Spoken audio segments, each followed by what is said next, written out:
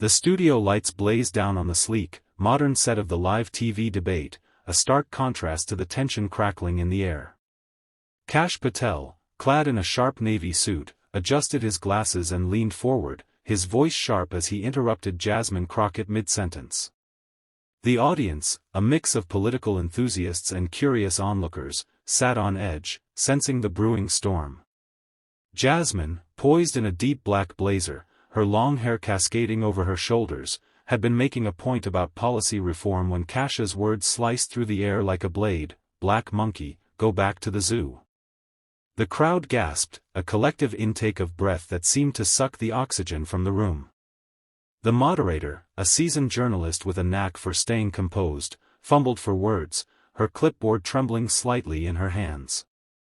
Jasmine froze for a split second, her eyes narrowing as the weight of the insult landed, but her face betrayed no fear, only a steely resolve. The camera zoomed in, capturing every micro-expression, as the nation watched, waiting for her response. Jasmine straightened in her chair, her necklace glinting under the studio lights as she took a slow, deliberate breath. The audience was still reeling, some whispering in shock, others glaring at Kash, who sat back with a smug grin, clearly expecting her to crumble. But Jasmine's voice, when it came, was steady, resonant, cutting through the murmurs like a knife. "Kash," she began, her tone measured but laced with a quiet fire, "if I'm a monkey, then you must be the zookeeper, because you're the one trying to lock up anything that threatens your fragile little cage of ideas." The crowd erupted, some cheering, others shouting in disbelief, as the moderator struggled to regain control. Kash's smirk faltered, his face reddening as he realized he'd underestimated her. Jasmine didn't flinch, her gaze locked on him, daring him to respond as the weight of her words hung heavy in the air. Backstage, the atmosphere was chaotic as the debate cut to a commercial break.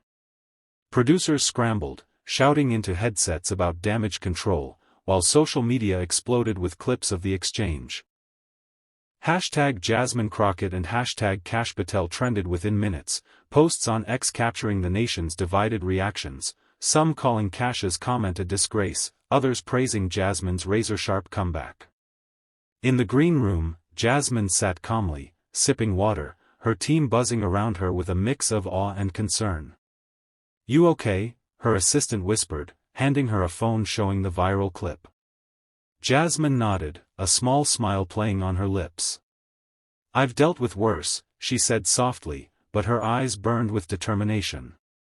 Meanwhile, Kash stormed into his own dressing room, slamming the door, his advisor warning him of the PR nightmare unfolding.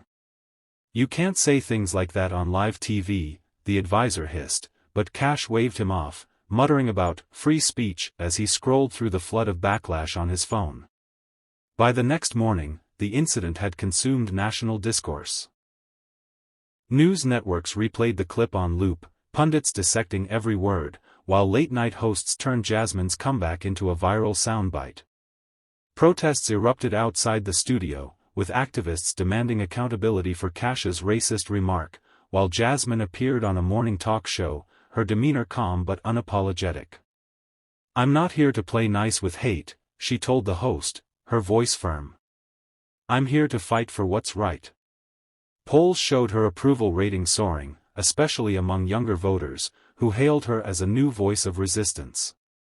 Kash, meanwhile, doubled down in a defiant press conference, claiming his words were taken out of context, but the damage was done, his reputation in tatters, his political future uncertain. Across America, the moment sparked a broader conversation about race, power, and resilience, with Jasmine's reply echoing as a rallying cry for those who refuse to be silenced.